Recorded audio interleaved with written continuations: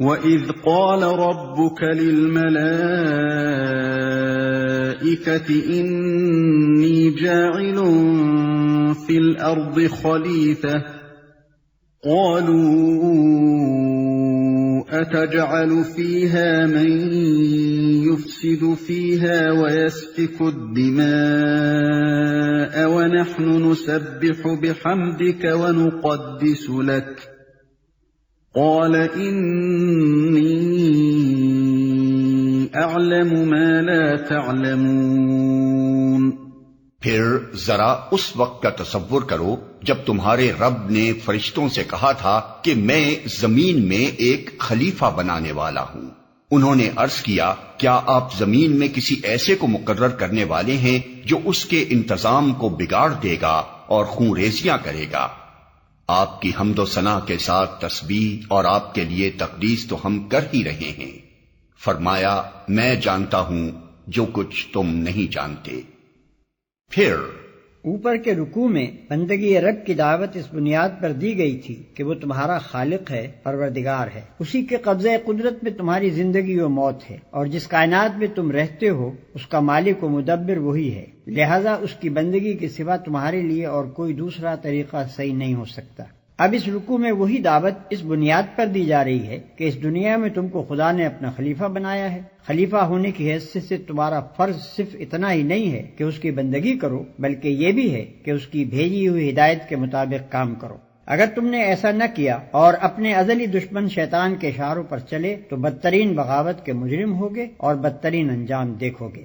اس سلسلے میں انسان کی حقیقت اور کائنات میں اس کی حیثیت ٹھیک ٹھیک بیان کر دی گئی ہے، اور نوع انسانی کی تاریخ کا وہ باب پیش کیا گیا ہے جس کے معلوم ہونے کا کوئی دوسرا ذریعہ انسان کو میسر نہیں ہے۔ اس باب سے جو اہم نتائج حاصل ہوتے ہیں وہ ان نتائج سے بہت زیادہ قیمتی ہیں جو زمین کی تہوں سے متفرق ہڈیاں نکال کر اور انہیں قیاس و تخمین سے ربط دے کر آدمی اخذ کرنے کی کوشش کرتا ہے۔ ذرا اس وقت کا تصور کرو جب تمہارے رب نے فرشتوں سے کہا تھا۔ ملک کے اصلی معنی عربی میں پیامبر کے ہیں، اسی کا لفظی ترجمہ فرستادہ یا فرشتہ ہے۔ یہ محض مجرد قوتیں نہیں ہیں جو تشخص نہ رکھتی ہوں، بلکہ یہ شخصیت رکھنے والی ہستیاں ہیں جن سے اللہ اپنی اس عظیم الشان سلطنت کی تدبیر و انتظام میں کام لیتا ہے۔ یوں سمجھنا چاہیے کہ یہ سلطنت الہی کے اہلکار ہیں جو اللہ کے احکام کو نافذ کرتے ہیں۔ جاہل لوگ انہیں غلطی سے خدائی میں حصے دار سمجھ بیٹھے، اور بعض نے انہیں خدا کا رشتہ دار سمجھا اور ان کو دیوتا بنا کر ان کی پرستش شروع کر دی۔ کہ میں زمین میں ایک خلیفہ بنانے والا ہوں۔ خلیفہ وہ جو کسی کی ملک میں اس کے تفویض کردہ اختیارات اس کے نائب کی حیثیت سے استعمال کرے۔ خلیفہ مالک نہیں ہوتا بلکہ اصل مالک کا نائب ہوتا ہے۔ اس کے اختیارات ذاتی نہیں ہوتے بلکہ مالک کے عطا کردہ ہوتے ہیں۔ وہ اپنے منشا کے مطابق کام کرنے کا حق نہیں رکھتا بلکہ اس کا کام مالک کے منشا کو پورا کرنا ہوتا ہے۔ اگر وہ خود اپنے آپ کو مالک سمجھ بیٹھے اور تفویض کردہ اختیارات کو منمانے طریقے سے استعمال کرنے لگے، یا اصل مالک کے سوا کسی اور کو مالک تسلیم کر کے اس کے منشا کی پیروی اور اس کے احکام کی تعمیل کرنے لگے، تو یہ سب غداری اور بغاوت کے افعال ہوں گے۔ اور خون ریزیاں کرے گا۔ یہ فرشتوں کا اعتراض نہ تھا بلکہ استفہام تھا۔ فرشتوں کی کیا مجال کہ خدا کی کسی تجویز پر اعتراض کریں؟ وہ خلیفہ کے لفظ سے یہ تو سمجھ گئے تھے کہ اس زیر تجویز مخلوق کو زمین میں کچھ اختیارات سپرد کیے جانے والے ہیں، مگر یہ بات ان کی سمجھ میں نہیں آتی تھی کہ سلطنت کائنات کے اس نظام میں کسی بااختیار مخلوق کی گنجائش کیسے ہو سکتی ہے، اور اگر کسی کی طرف کچھ ذرا سے بھی اختیارات منتقل کر دیے جائیں تو سلطنت کے جس حصے میں بھی ایسا کیا جائے گا وہاں کا انتظام خرابی سے کیسے بچ جائے گا۔ اسی بات کو وہ سمجھنا چاہتے تھے۔ آپ کی حمد و ثنا کے ساتھ تسبیح اور آپ کے لیے تقدیس تو ہم کر ہی رہے ہیں۔ اس فقرے سے فرشتوں کا مدعا یہ نہ تھا کہ خلافت ہمیں دی جائے، ہم اس کے مستحق ہیں، بلکہ ان کا مطلب یہ تھا کہ حضور کے فرامین کی تعمیل ہو رہی ہے، آپ کے احکام بجا لانے میں ہم پوری طرح سرگرم ہیں، مرضی مبارک کے مطابق سارا جہان پاک صاف رکھا جاتا ہے، اور اس کے ساتھ آپ کی حمد و ثنا اور آپ کی تسبیح و تقدیس بھی ہم خدام ادب کر رہے ہیں۔ اب کمی کس چیز کی ہے کہ اس کے لیے خلیفہ کی ضرورت ہو؟ ہم اس کی مصلحت نہیں سمجھ سکے۔ تسبیح کا لفظ ذو معنین ہے، اس کے معنی پاکی بیان کرنے کے بھی ہیں اور سرگرمی کے ساتھ کام اور انہماک کے ساتھ صحیح کرنے کے بھی۔ اسی طرح تقدیس کے بھی دو معنی ہیں، ایک تقدس کا اظہار و بیان، دوسرے پاک کرنا۔ فرمایا میں جانتا ہوں جو کچھ تم نہیں جانتے۔ یہ فرشتوں کے دوسرے شبہ کا جواب ہے، یعنی فرمایا کہ خلیفہ مقرر کرنے کی ضرورت و مصلحت میں جانتا ہوں، تم اسے نہیں سمجھ سکتے۔ اپنی جن خدمات کا تم ذکر کر رہے ہو وہ کافی نہیں ہے، بلکہ ان سے بڑھ کر کچھ مطلوب ہے۔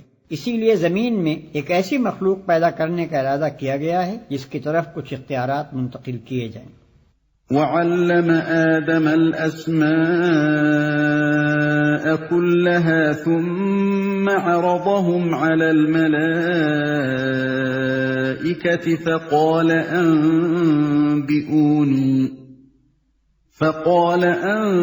أَنبِئُونِي بِأَسْمَاءِ هَؤُلَاءِ إِن كُنتُمْ صَادِقِينَ۔ اس کے بعد اللہ نے آدم کو ساری چیزوں کے نام سکھائے، پھر انہیں فرشتوں کے سامنے پیش کیا اور فرمایا اگر تمہارا خیال صحیح ہے کہ کسی خلیفہ کے تقرر سے انتظام بگڑ جائے گا تو ذرا ان چیزوں کے نام بتاؤ۔ اس کے بعد اللہ نے آدم کو ساری چیزوں کے نام سکھائے۔ انسان کے علم کی صورت دراصل یہی ہے کہ وہ ناموں کے ذریعے سے اشیاء کے علم کو اپنے ذہن کی گرفت میں لاتا ہے، لہذا انسان کی تمام معلومات دراصل اسماء اشیاء پر مشتمل ہیں۔ آدم کو سارے نام سکھانا گویا ان کو تمام اشیاء کا علم دینا تھا۔ قالوا سبحانك لا علم لنا إلا ما علمتنا إنك أنت العليم الحكيم۔ انہوں نے عرض کیا نقص سے پاک تو آپ ہی کی ذات ہے، ہم تو بس اتنا ہی علم رکھتے ہیں جتنا آپ نے ہم کو دے دیا ہے، حقیقت میں سب کچھ جاننے اور سمجھنے والا آپ کے سوا کوئی نہیں، ہم تو بس اتنا ہی علم رکھتے ہیں جتنا آپ نے ہم کو دے دیا ہے۔ ایسا معلوم ہوتا ہے کہ ہر فرشتے اور فرشتوں کی ہر صنف کا علم صرف اسی شعبے تک محدود ہے جس سے اس کا تعلق ہے۔ مثلا ہوا کے انتظام سے جو فرشتے متعلق ہیں وہ ہوا کے متعلق سب کچھ جانتے ہیں، مگر پانی کے متعلق کچھ نہیں جانتے۔ یہی حال دوسرے شعبوں کے فرشتوں کا ہے۔ انسان کو ان کے برعکس جامع علم دیا گیا ہے، ایک ایک شعبے کے متعلق چاہے وہ اس شعبے کے فرشتوں سے کم جانتا ہو، مگر مجموعی حیثیت سے جو جامعیت انسان کے علم کو بخشی گئی ہے وہ فرشتوں کو میسر نہیں ہے۔ قال يا آدم أنبئهم بأسمائهم فلما أنبأهم بأسمائهم قال ألم أقل لكم إني أعلم غيب السماوات والأرض قال ألم أقل لكم إني أعلم غيب السماوات والأرض وأعلم ما تبدون وما كنتم تكتمون۔ پھر اللہ نے آدم سے کہا تم انہیں ان چیزوں کے نام بتاؤ۔ جب اس نے ان کو ان سب کے نام بتا دیے تو اللہ نے فرمایا میں نے تم سے کہا نہ تھا کہ میں آسمانوں اور زمین کی وہ ساری حقیقتیں جانتا ہوں جو تم سے مخفی ہیں، جو کچھ تم ظاہر کرتے ہو وہ بھی مجھے معلوم ہے اور جو کچھ تم چھپاتے ہو اسے بھی میں جانتا ہوں۔ جب اس نے ان کو ان سب کے نام بتا دیے۔ یہ مظاہرہ فرشتوں کے پہلے شبے کا جواب تھا، گویا اس طریقے سے اللہ تعالیٰ نے انہیں بتا دیا کہ میں آدم کو صرف اختیارات ہی نہیں دے رہا ہوں بلکہ علم بھی دے رہا ہوں۔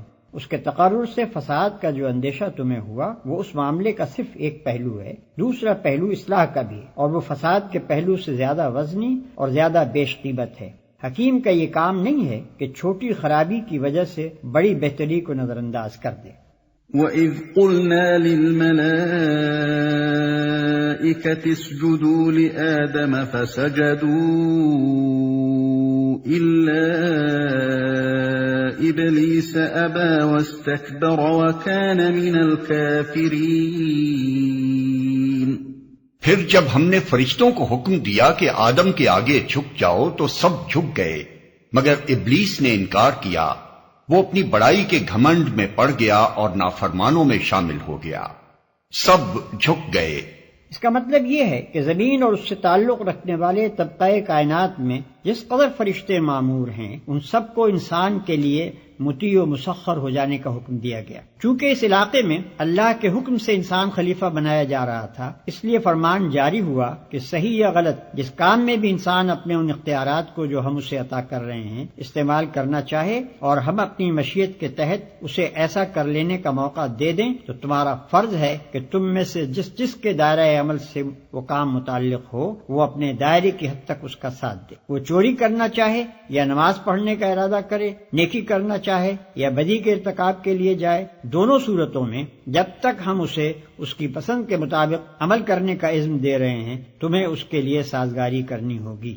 مثال کے طور پر اس کو یوں سمجھیے کہ ایک فرمانروا جب کسی شخص کو اپنے ملک کے کسی صوبے یا ضلع کا حاکم مقرر کرتا ہے تو اس علاقے میں حکومت کے جس قدر کارندے ہوتے ہیں ان سب کا فرض ہوتا ہے کہ اس کی اطاعت کریں، اور جب تک فرمانروا کا منشا یہ ہے کہ اسے اپنے اختیارات کے استعمال کا موقع دے اس وقت تک اس کا ساتھ دیتے رہیں، قطع نظر اس سے کہ وہ صحیح کام میں ان اختیارات کو استعمال کر رہا ہے یا غلط کام میں۔ البتہ جب جس کام کے بارے میں بھی فرمانروا کا اشارہ ہو جائے کہ اسے نہ کرنے دیا جائے تو وہیں ان حاکم صاحب کا اقتدار ختم ہو جاتا ہے اور انہیں ایسا محسوس ہونے لگتا ہے کہ سارے علاقے کے اہلکاروں نے گویا ہڑتال کر دی ہے، حتیٰ کہ جس وقت فرمانروا کی طرف سے ان حاکم صاحب کی معزولی اور گرفتاری کا حکم ہوتا ہے تو وہی ماتحت و خدام جو کل تک ان کے اشاروں پر حرکت کر رہے تھے ان کے ہاتھوں میں ہتکڑیاں ڈال کر انہیں کشا کشا دارالفاسقین کی طرف لے جاتے ہیں۔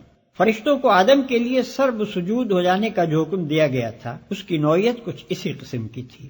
ممکن ہے کہ صرف مسخر ہو جانے ہی کو سجدے سے تعبیر کیا گیا ہو، مگر یہ بھی ممکن ہے کہ اس انقیاد کی علامت کے طور پر کسی ظاہری فعل کا بھی حکم دیا گیا ہو، اور یہی زیادہ صحیح معلوم ہوتا ہے۔ مگر ابلیس نے انکار کیا۔ ابلیس کا لفظی ترجمہ انتہائی مایوس، اصطلاحاً یہ اس جن کا نام ہے جس نے اللہ کے حکم کی نافرمانی کر کے آدم اور بنی آدم کے لیے مطیع و مسخر ہونے سے انکار کر دیا اور اللہ سے قیامت تک کے لیے مہلت مانگی کہ اسے نسل انسانی کو بہکانے اور گمراہیوں کی طرف ترغیب دینے کا موقع دیا جائے۔ اسی کو الشیطان بھی کہا جاتا ہے۔ در حقیقت شیطان اور ابلیس بھی محض کسی مجرد قوت کا نام نہیں ہے، بلکہ وہ بھی انسان کی طرح ایک صاحب تشخص ہستی ہے۔ نیز کسی کو یہ غلط فہمی بھی نہ ہونی چاہیے کہ یہ فرشتوں میں سے تھا۔ آگے چل کر قرآن نے خود تصریح کر دی ہے کہ وہ جنوں میں سے تھا جو فرشتوں سے الگ مخلوقات کی ایک مستقل صنف ہے اور نافرمانوں میں شامل ہو گیا۔ ان الفاظ سے ایسا معلوم ہوتا ہے کہ غالباً ابلیس سجدے سے انکار کرنے میں اکیلا نہ تھا، بلکہ جنوں کی ایک جماعت نافرمانی پر آمادہ ہو گئی تھی، اور ابلیس کا نام صرف اس لیے لیا گیا ہے کہ وہ ان کا سردار اور اس بغاوت میں پیش تھا۔ لیکن اس آیت کا دوسرا ترجمہ یہ بھی ہو سکتا ہے کہ وہ کافروں میں سے تھا۔ اس صورت میں مطلب یہ ہوگا کہ جنوں کی ایک جماعت پہلے سے ایسی موجود تھی جو سرکش و نافرمان تھی، اور ابلیس کا تعلق اسی جماعت سے تھا۔ قرآن میں بالعموم شیاطین کا لفظ انہی جنوں اور ان کی ذریت نسل کے لیے استعمال ہوا ہے، اور جہاں شیاطین سے انسان مراد لینے کے لیے کوئی قرینہ نہ ہو وہاں یہی شیاطین جن مراد ہوتے ہیں۔ وَقُلْنَا يَا آدَمُ اسْكُنْ أَنْتَ وَزَوْجُكَ الْجَنَّةَ وَكُلَا مِنْهَا رَغَدًا حَيْثُ شِئْتُمَا ولا تقربا هذه الشجرة فتكونا من الظالمين۔ پھر ہم نے آدم سے کہا کہ تم اور تمہاری بیوی دونوں جنت میں رہو اور یہاں بفراغت جو چاہو کھاؤ، مگر اس درخت کا رخ نہ کرنا ورنہ ظالموں میں شمار ہوگے۔ اس درخت کا رخ نہ کرنا۔ اس سے معلوم ہوتا ہے کہ زمین یعنی اپنی جائے تقرر پر خلیفہ کی حیثیت سے بھیجے جانے سے پہلے ان دونوں کو امتحان کی غرض سے جنت میں رکھا گیا تھا تاکہ ان کے رجحانات کی آزمائش ہو جائے۔ اس آزمائش کے لیے ایک درخت کو چن لیا گیا اور حکم دیا گیا کہ اس کے قریب نہ پھٹکنا، اور اس کا انجام بھی بتا دیا گیا کہ ایسا کرو گے تو ہماری نگاہ میں ظالم قرار پاؤ گے۔ یہ بحث غیر ضروری ہے کہ وہ درخت کون سا تھا اور اس میں کیا خاص بات تھی کہ اس سے منع کیا گیا۔ منع کرنے کی وجہ یہ نہ تھی کہ اس درخت کی خاصیت میں کوئی خرابی تھی اور اس سے آدم و حوا کو نقصان پہنچنے کا خطرہ تھا، اصل غرض اس بات کی آزمائش تھی کہ یہ شیطان کی ترغیبات کے مقابلے میں کس حد تک حکم کی پیروی پر قائم رہتے ہیں۔ اس مقصد کے لیے کسی ایک چیز کا منتخب کر لینا کافی تھا، اسی لیے اللہ نے درخت کے نام اور اس کی خاصیت کا کوئی ذکر نہیں فرمایا۔ اس امتحان کے لیے جنت ہی کا مقام سب سے زیادہ موزوں تھا۔ دراصل اسے امتحان گاہ بنانے کا مقصود یہ حقیقت انسان کے ذہن نشین کرنا تھا کہ تمہارے لیے تمہارے مرتبہ انسانیت کے لحاظ سے جنت ہی لائق و مناسب مقام ہے، لیکن شیطانی ترغیبات کے مقابلے میں اگر تم اللہ کی فرمانبرداری کے راستے سے منحرف ہو جاؤ گے تو جس طرح ابتدا میں اس سے محروم کیے گئے تھے اسی طرح آخر میں بھی محروم ہی رہو گے۔ اپنے اس مقام لائق کی، اپنی اس فردوس سے گم گشتہ کی بازیافت تم صرف اسی طرح کر سکتے ہو کہ اپنے اس دشمن کا کامیابی سے مقابلہ کرو جو تمہیں فرمانبرداری کے راستے سے ہٹانے کی کوشش کرتا ہے، ورنہ ظالموں میں شمار ہوگے۔ ظالم کا لفظ نہایت معنی خیز ہے۔ ظلم در اصل حق تلفی کو کہتے ہیں۔ ظالم وہ ہے جو کسی کا حق تلف کرے۔ جو شخص خدا کی نافرمانی کرتا ہے وہ در حقیقت 3 بڑے بنیادی حقوق تلف کرتا ہے۔ اولاً خدا کا حق، کیونکہ وہ اس کا مستحق ہے کہ اس کی فرمانبرداری کی جائے۔ ثانیاً ان تمام چیزوں کے حقوق جن کو اس نے اس نافرمانی کے ارتکاب میں استعمال کیا، اس کے اعضائے جسمانی، اس کے قوائے نفس، اس کے ہم معاشرت انسان، وہ فرشتے جو اس کے ارادے کی تکمیل کا انتظام کرتے ہیں، اور وہ اشیاء جو اس کام میں استعمال ہوتی ہیں۔ ان سب کا اس پر یہ حق تھا کہ وہ صرف ان کے مالک ہی کی مرضی کے مطابق ان پر اپنے اختیارات استعمال کرے، مگر جب اس کی مرضی کے خلاف اس نے ان پر اختیارات استعمال کیے تو در حقیقت ان پر ظلم کیا۔ ثالثاً خود اپنا حق، کیونکہ اس پر اس کی ذات کا یہ حق ہے کہ وہ اسے تباہی سے بچائے، مگر نافرمانی کر کے جب وہ اپنے آپ کو اللہ کی سزا کا مستحق بناتا ہے تو دراصل اپنی ذات پر ظلم کرتا ہے۔ انہی وجوہ سے قرآن میں جگہ جگہ گناہ کے لیے ظلم اور گناہگار کے لیے ظالم کی اصطلاح استعمال کی گئی ہے۔ فَأَزَلَّهُمَا الشَّيْطَانُ عَنْهَا فَأَخْرَجَهُمَا مِمَّا كَانَا فِيهِ وَقُلْنَا اهْبِطُوا بَعْضُكُمْ لِبَعْضٍ عَدُوٌّ وَلَكُمْ فِي الْأَرْضِ مُسْتَقَرٌّ وَمَتَاعٌ إِلَىٰ حِينٍ۔ آخر کار شیطان نے ان دونوں کو اس درخت کی ترغیب دے کر ہمارے حکم کی پیروی سے ہٹا دیا اور انہیں اس حالت سے نکلوا کر چھوڑا جس میں وہ تھے۔ ہم نے حکم دیا کہ اب تم سب یہاں سے اتر جاؤ، تم ایک دوسرے کے دشمن ہو اور تمہیں ایک خاص وقت تک زمین میں ٹھہرنا اور وہیں گزر بسر کرنا ہے۔ تم ایک دوسرے کے دشمن ہو، یعنی انسان کا دشمن شیطان اور شیطان کا دشمن انسان۔ شیطان کا دشمن انسان ہونا تو ظاہر ہے کہ وہ اسے اللہ کی فرمانبرداری کے راستے سے ہٹانے اور تباہی میں ڈالنے کی کوشش کرتا ہے۔ رہا انسان کا دشمن شیطان ہونا تو فی الواقع انسانیت تو اس سے دشمنی ہی کی مقتضی ہے، مگر خواہشات نفس کے لیے جو ترغیبات وہ پیش کرتا ہے ان سے دھوکہ کھا کر آدمی اسے اپنا دوست بنا لیتا ہے۔ اس طرح کی دوستی کے معنی یہ نہیں ہے کہ حقیقتاً دشمنی دوستی میں تبدیل ہو گئی، بلکہ اس کے معنی یہ ہیں کہ ایک دشمن دوسرے دشمن سے شکست کھا گیا اور اس کے جال میں پھنس گیا۔ فَتَلَقَّى آدَمُ مِن رَّبِّهِ كَلِمَاتٍ فَتَابَ عَلَيْهِ إِنَّهُ هُوَ التَّوَّابُ الرَّحِيمُ۔ اس وقت آدم نے اپنے رب سے چند کلمات سیکھ کر توبہ کی جس کو اس کے رب نے قبول کر لیا، کیونکہ وہ بڑا معاف کرنے والا اور رحم فرمانے والا ہے۔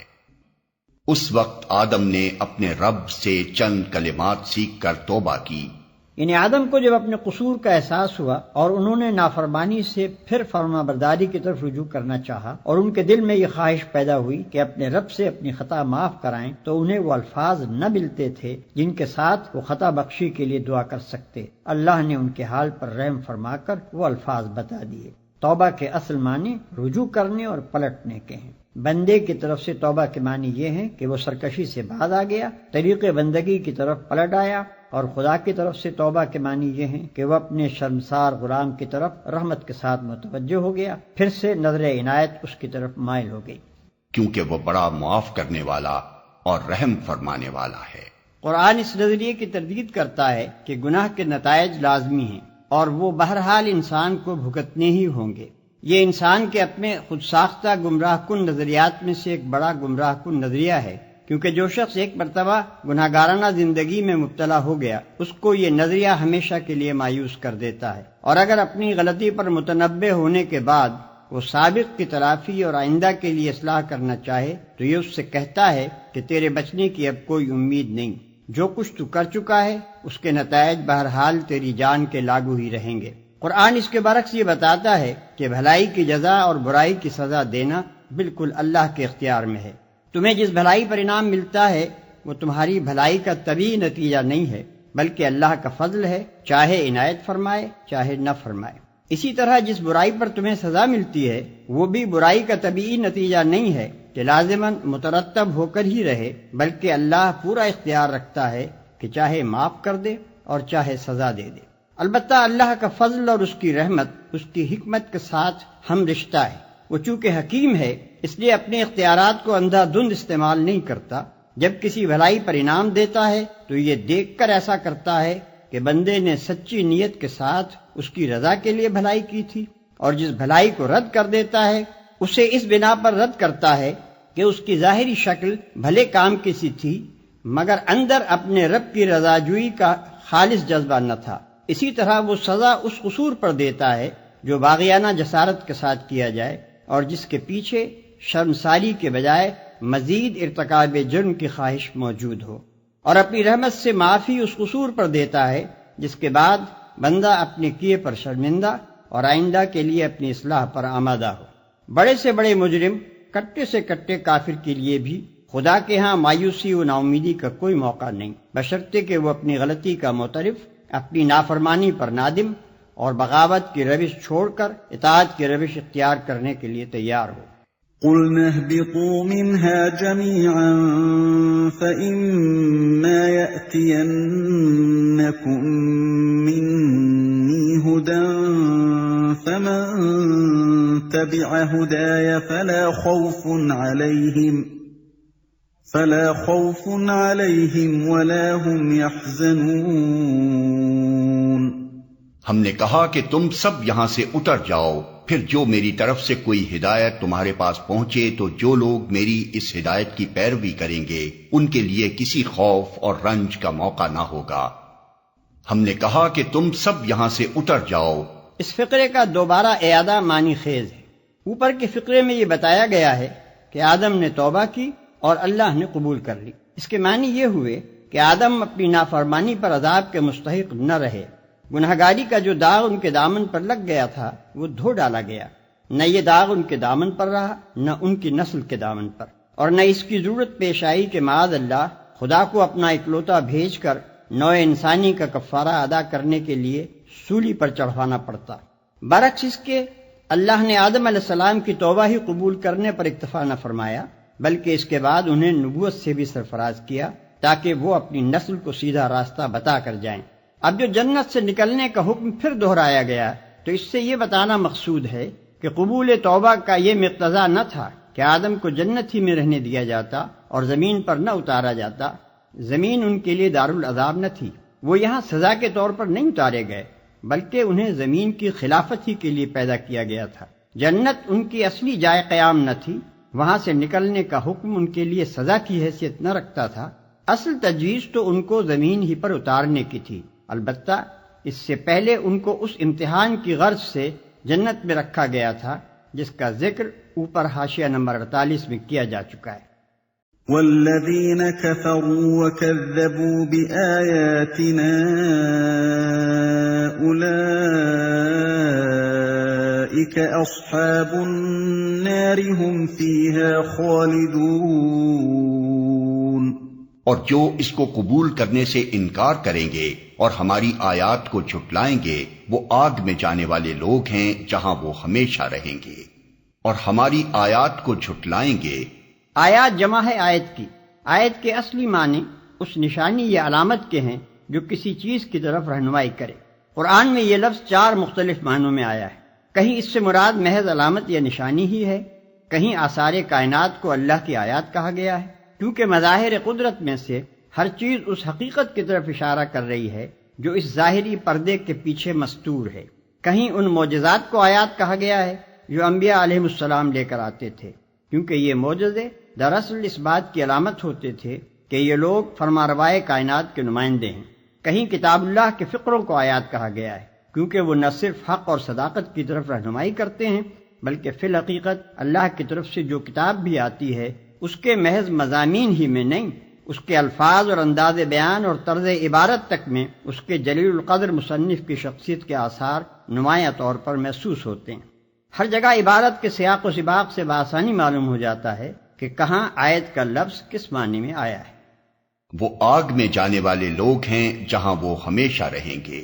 یہ نسل انسانی کے حق میں ابتدائے آفرینش سے قیامت تک کے لیے اللہ کا مستقل فرمان ہے، اور اسی کو تیسرے رکوع میں اللہ کے عہد سے تعبیر کیا گیا ہے۔ انسان کا کام خود راستہ تجویز کرنا نہیں ہے، بلکہ بندہ اور خلیفہ ہونے کی دوگنا حیثیتوں کے لحاظ سے وہ اس پر مامور ہے کہ اس راستے کی پیروی کرے جو اس کا رب اس کے لیے تجویز کرے۔ اور اس راستے کے معلوم ہونے کی دو ہی صورتیں ہیں، یا تو کسی انسان کے پاس براہ راست اللہ کی طرف سے وحی آئے، یا پھر وہ اس انسان کا اتباع کرے جس کے پاس وحی آئی ہو۔ کوئی تیسری صورت یہ معلوم ہونے کی نہیں ہے کہ رب کی رضا کس راہ میں ہے۔ ان دو صورتوں کے ماں سوا ہر صورت غلط ہے، بلکہ غلط ہی نہیں، سراسر بغاوت بھی ہے، جس کی سزا جہنم کے سوا اور کچھ نہیں۔ قرآن مجید میں آدم کی پیدائش اور نوع انسانی کی ابتدا کا یہ قصہ 7 مقامات پر آیا ہے، جن میں سے پہلا مقام یہ ہے اور باقی مقامات حسب ذیل ہیں۔ الاعراف رکوع 2، الحجر رکوع 3، بنی اسرائیل رکوع 7، الکہف رکوع 7، طٰہٰ رکوع 7، صاد رکوع 5۔ بائبل کی کتاب پیدائش باب اول، دوم و سوم میں بھی یہ قصہ بیان ہوا ہے، لیکن دونوں کا مقابلہ کرنے سے ہر صاحب نظر انسان محسوس کر سکتا ہے کہ دونوں کتابوں میں کیا فرق ہے۔ آدم علیہ السلام کی تخلیق کے وقت اللہ اور فرشتوں کی گفتگو کا ذکر تلمود میں بھی آیا ہے، مگر وہ بھی اس معنوی روح سے خالی ہے جو قرآن کے بیان کردہ قصے میں پائی جاتی ہے، بلکہ اس میں یہ لطیفہ بھی پایا جاتا ہے کہ جب فرشتوں نے اللہ سے پوچھا انسانوں کو آخر کیوں پیدا کیا جا رہا ہے، تو اللہ تعالی نے جواب دیا تاکہ ان میں نیک لوگ پیدا ہوں۔ بد لوگوں کا ذکر اللہ نے نہیں کیا، ورنہ فرشتے انسان کی تخلیق کی منظوری نہ دیتے۔ يا بني إسرائيل اذكروا نعمتي التي أنعمت عليكم وأوفوا بعهدي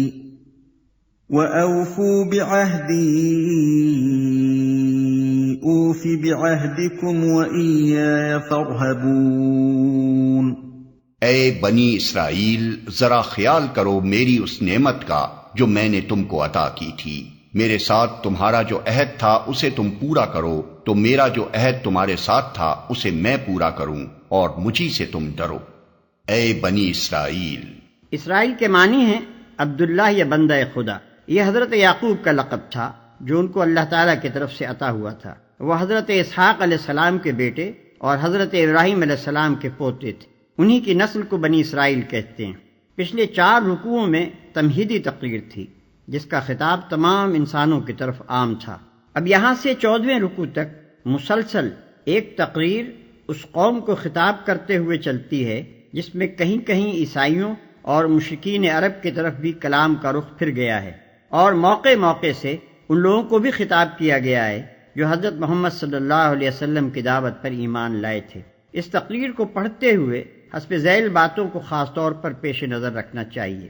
اولاً اس کا منشا یہ ہے کہ پچھلے پیغمبروں کی امت میں جو تھوڑے بہت لوگ ابھی ایسے باقی ہیں جن میں خیر و صلاح کا عنصر موجود ہے، انہیں اس صداقت پر ایمان لانے اور اس کام میں شریک ہونے کی دعوت دی جائے جس کے ساتھ محمد صلی اللہ علیہ وسلم اٹھائے گئے تھے۔ اس لیے ان کو بتایا جا رہا ہے کہ یہ قرآن اور یہ نبی وہی پیغام اور وہی کام لے کر آیا ہے جو اس سے پہلے تمہارے انبیاء اور تمہارے پاس آنے والے صحیفے لائے تھے۔ پہلے یہ چیز تم کو دی گئی تھی تاکہ تم آپ بھی اس پر چلو اور دنیا کو بھی اس کی طرف بلانے اور اس پر چلانے کی کوشش کرو، مگر تم دنیا کی رہنمائی تو کیا کرتے، خود بھی اس ہدایت پر قائم نہ رہے اور بگڑتے چلے گئے۔ تمہاری تاریخ اور تمہاری قوم کی موجودہ اخلاقی و دینی حالت خود تمہارے بگاڑ پر گواہ ہے۔ اب اللہ نے وہی چیز دے کر اپنے ایک بندے کو بھیجا ہے اور وہی خدمت اس کے سپرد کی ہے۔ یہ کوئی بیگانہ اور اجنبی چیز نہیں ہے، تمہاری اپنی چیز ہے، لہذا جانتے بوجھتے حق کی مخالفت نہ کرو بلکہ اسے قبول کر لو۔ جو کام تمہارے کرنے کا تھا مگر تم نے نہ کیا، اسے کرنے کے لیے جو دوسرے لوگ اٹھے ہیں ان کا ساتھ دو۔ ثانیاً اس کا منشا عام یہودیوں پر حجت تمام کرنا اور صاف صاف ان کی دینی و اخلاقی حالت کو کھول کر رکھ دینا ہے۔ ان پر ثابت کیا جا رہا ہے کہ یہ وہی دین ہے جو تمہارے انبیاء لے کر آئے تھے۔ اصول دین میں سے کوئی ایک چیز بھی ایسی نہیں ہے جس میں قرآن کی تعلیم تورات کی تعلیم سے مختلف ہو۔ ان پر ثابت کیا جا رہا ہے کہ جو ہدایت تمہیں دی گئی تھی اس کی پیروی کرنے میں اور جو رہنمائی کا منصب تمہیں دیا گیا تھا اس کا حق ادا کرنے میں تم بری طرح ناکام ہوئے ہو۔ اس کے ثبوت میں ایسے واقعات سے استشہاد کیا گیا ہے جن کی تردید وہ نہ کر سکتے تھے۔ پھر جس طرح حق کو حق جاننے کے باوجود وہ اس کی مخالفت میں سازشوں، وسوسہ اندازیوں، کج بحثیوں اور مکاریوں سے کام لے رہے تھے، اور جن ترکیبوں سے وہ کوشش کر رہے تھے کہ کسی طرح محمد صلی اللہ علیہ وسلم کا مشن کامیاب نہ ہونے پائے، ان سب کی پردہ دری کی جا رہی ہے، جس سے یہ بات عیاں ہو جاتی ہے کہ ان کی ظاہری مذہبیت محض ایک ڈھونگ ہے جس کے نیچے دیانت اور حق پرستی کے بجائے ہٹ دھرمی، جاہلانہ عصبیت اور نفس پرستی کام کر رہی ہے، اور حقیقت میں وہ یہ چاہتے ہی نہیں ہیں کہ نیکی کا کوئی کام پھل پھول سکے۔ اس طرح اتمام حجت کرنے کا فائدہ یہ ہوا کہ ایک طرف خود اس قوم میں جو صالح عنصر تھا اس کی آنکھیں کھل گئیں، دوسری طرف مدینے کے عوام پر اور بالعموم مشرکین عرب پر ان لوگوں کا جو مذہبی و اخلاقی اثر تھا وہ ختم ہو گیا، اور تیسری طرف خود اپنے آپ کو بے نقاب دیکھ کر ان کی ہمتیں اتنی پست ہو گئیں کہ وہ اس جرأت کے ساتھ کبھی مقابلے میں کھڑے نہ ہو سکے جس کے ساتھ ایک وہ شخص کھڑا ہوتا ہے جسے اپنے حق پر ہونے کا یقین ہو۔ ثالثاً پچھلے 4 رکوعوں میں نوع انسانی کو دعوت عام دیتے ہوئے جو کچھ کہا گیا تھا اسی کے سلسلے میں ایک خاص قوم کی معین مثال لے کر بتایا جا رہا ہے کہ جو قوم خدا کی بھیجی ہوئی ہدایت سے منہ موڑتی ہے اس کا انجام کیا ہوتا ہے۔ اس توضیح کے لیے تمام قوموں میں سے بنی اسرائیل کو منتخب کرنے کی وجہ یہ ہے کہ دنیا میں صرف یہی ایک قوم ہے جو مسلسل 4000 برس سے تمام اقوام عالم کے سامنے ایک زندہ نمونہ عبرت بنی ہوئی ہے۔ ہدایت الہی پر چلنے اور نہ چلنے سے جتنے نشیب و فراز کسی قوم کی زندگی میں رونما ہو سکتے ہیں وہ سب اس قوم کی عبرتناک سرگزشت میں نظر آ جاتے ہیں۔ رابعاً اس سے پیروان محمد صلی اللہ علیہ وسلم کو سبق دینا مقصود ہے کہ وہ اس انحطاط کے گڑھے میں گرنے سے بچیں جس میں پچھلے انبیاء کے پیرو گر گئے۔ یہودیوں کی اخلاقی کمزوریوں، مذہبی غلط فہمیوں اور اعتقادی و عملی گمراہیوں میں سے ایک ایک کی نشاندہی کر کے اس کے بالمقابل دین حق کے مقتضیات بیان کیے گئے ہیں تاکہ مسلمان اپنا راستہ صاف دیکھ سکیں اور غلط راہوں سے بچ کر چلیں۔ اس سلسلے میں یہود و نصارہ پر تنقید کرتے ہوئے قرآن جو کچھ کہتا ہے اس کو پڑھتے وقت مسلمانوں کو نبی صلی اللہ علیہ وسلم کی وہ حدیث یاد رکھنی چاہیے جس میں آپ نے فرمایا ہے کہ تم بھی آخر کار پچھلی امتوں ہی کی روش پر چل کر رہو گے، حتیٰ کہ اگر وہ کسی گوہ کے بل میں گھسے ہیں تو تم بھی اسی میں گھسو گے۔ صحابہ نے پوچھا، یا رسول اللہ صلی اللہ علیہ وسلم، کیا یہود و نصارہ مراد ہیں؟ آپ نے فرمایا، اور کون؟ نبی اکرم صلی اللہ علیہ وسلم کا یہ ارشاد محض ایک توبیخ نہ تھا بلکہ اللہ کی دی ہوئی بصیرت سے آپ یہ جانتے تھے کہ انبیاء کی امتوں میں بگاڑ کن کن راستوں سے آیا اور کن کن شکلوں میں ظہور کرتا رہا ہے۔ وَآمِنُوا بِمَا أَنزَلْتُ مُصَدِّقًا لِمَا مَعَكُمْ وَلَا تَكُونُوا أَوَّلَ كَافِرٍ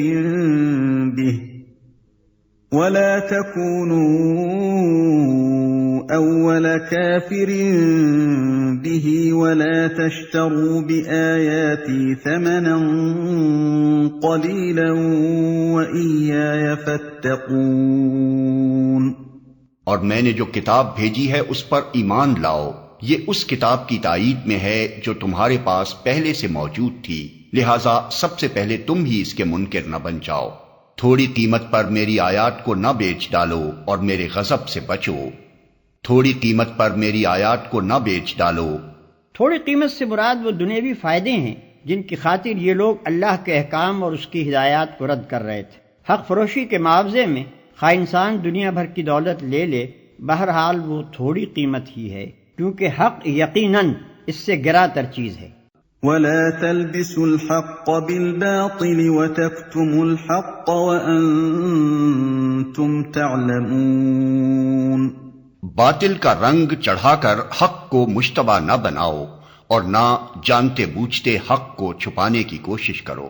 اس آیت کو سمجھنے کے لیے یہ بات پیش نظر رہنی چاہیے کہ اہل عرب بالعموم ناخواندہ لوگ تھے، اور ان کے مقابلے میں یہودیوں کے اندر ویسے بھی تعلیم کا چرچا زیادہ تھا، اور انفرادی طور پر ان میں ایسے ایسے جلیل القدر عالم پائے جاتے تھے جن کی شہرت عرب کے باہر تک پہنچی ہوئی تھی۔ اس وجہ سے عربوں پر یہودیوں کا علمی رعب بہت زیادہ تھا۔ پھر ان کے علماء اور مشائخ نے اپنے مذہبی درباروں کی ظاہری شان جما کر اور اپنی جھاڑ پھونک اور تعویذ گنڈوں کا کاروبار چلا کر اس رعب کو اور بھی زیادہ گہرا اور وسیع کر دیا تھا۔ خصوصیت کے ساتھ اہل مدینہ ان سے بے حد مرعوب تھے، کیونکہ ان کے آس پاس بڑے بڑے یہودی قبائل آباد تھے۔ رات دن کا ان سے میل جول تھا، اور اس میل جول میں وہ ان سے اسی طرح شدت کے ساتھ متاثر تھے جس طرح ایک ان پڑھ آبادی زیادہ تعلیم یافتہ، زیادہ متمدن اور زیادہ نمایاں مذہبی تشخص رکھنے والے ہمسایوں سے متاثر ہوا کرتی ہے۔ ان حالات میں جب نبی صلی اللہ علیہ وسلم نے اپنے آپ کو نبی کی حیثیت سے پیش کیا اور لوگوں کو اسلام کی طرف دعوت دینی شروع کی، تو قدرتی بات تھی کہ ان پڑھ عرب اہل کتاب یہودیوں سے جا کر پوچھتے کہ آپ لوگ بھی ایک نبی کے پیرو ہیں اور ایک کتاب کو مانتے ہیں؟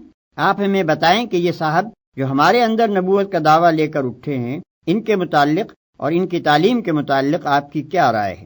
چنانچہ یہ سوال مکے کے لوگوں نے بھی یہودیوں سے بارہا کیا، اور جب نبی صلی اللہ علیہ وسلم مدینہ تشریف لائے تو یہاں بھی بکثرت لوگ یہودی علماء کے پاس جا جا کر یہی بات پوچھتے تھے، مگر ان علماء نے کبھی لوگوں کو صحیح بات نہ بتائی۔